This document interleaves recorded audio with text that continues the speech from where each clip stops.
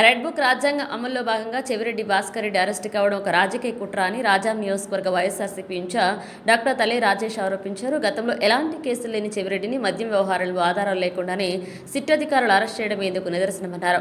ఇవి చంద్రబాబు నాయుడు, లోకేష్ కలిసి రూపొందించిన రాజకీయ నాటకమని మండిపడ్డారు. వైఎస్ఆర్సీపీ నాయకులను లక్ష్యంగా చేసుకుని టీడీపీ ప్రభుత్వం కుట్రలు నెరపుతోందని రాజేష్ ఆరోపించారు.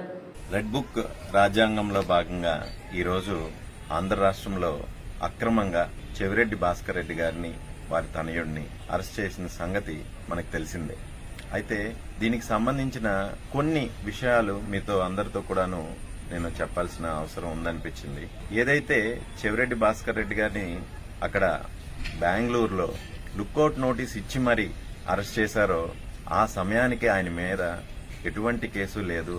ఆయన ఏ కేసులో కూడా నిందితులు కారు. అలాంటిది హుటాహుటిన అక్కడ అరెస్ట్ చేసి ట్రాన్సిట్ మీద ఇక్కడికి విజయవాడ తీసుకురావడం, అలానే ఇక్కడ కోర్టులో కేసు పెట్టక ముందు హుటాహుటిన ఆయన పేరును A38 గా నమోదు చేసి ఆయన అరెస్ట్ ను సమర్థించుకునే ప్రయత్నం చేశారు సిట్ అధికారులు. ఇది చాలా బాధాకరమైన సంఘటన. ఎందుకంటే గతంలో కూడాను చాలా రకాలుగా ప్రయత్నాలు చేశారు. వీరి దగ్గర పనిచేసినటువంటి గిరి అనే ఒక VR కి సంబంధించిన కానిస్టేబుల్ అయితే ఎన్నో రకాలుగా చిత్రహింసలు చేసి ఈయన మీద నిందితులుగా చేర్చి అరెస్ట్ చేయాలని చూశారు, కానీ వారు దానికి సహకరించలేదు.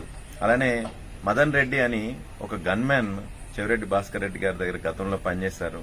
ఆయన మీద దాష్టీకం చూపించి ఏదైతే పోలీస్ ట్రీట్మెంట్ అంటారు కదా, దాన్ని ఆయన మీద ప్రయోగించి ఆయన మొహం మీద అయితేనేమి, మెడ మీద, వెనక భాగం మీద కూడాను గాయాల పాలు చేసి చివరికి ఆయన నాకు ప్రాణభిక్ష కావాలి, నాకు థ్రెట్ ఉంది అని చెప్పి హైకోర్టు వరకు వెళ్లి ఒక హెడ్ కానిస్టేబుల్ తన ప్రాణానికి ప్రభుత్వం నుండి, సిట్ అధికారుల నుండి థ్రెట్ ఉందని కోర్టులో ఫైల్ చేశారంటే ఇది ఎంత దిగజారుడుగా వెళ్ళిపోతుంది అనేది ఒక్కసారి మీరు ఆలోచన చేయాలి.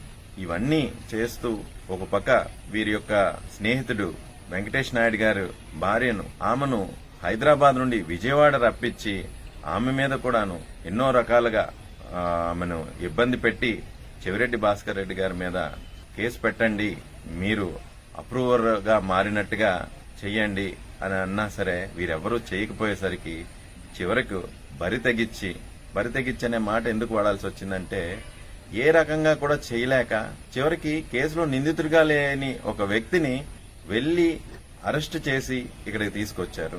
గతంలో కూడా చాలా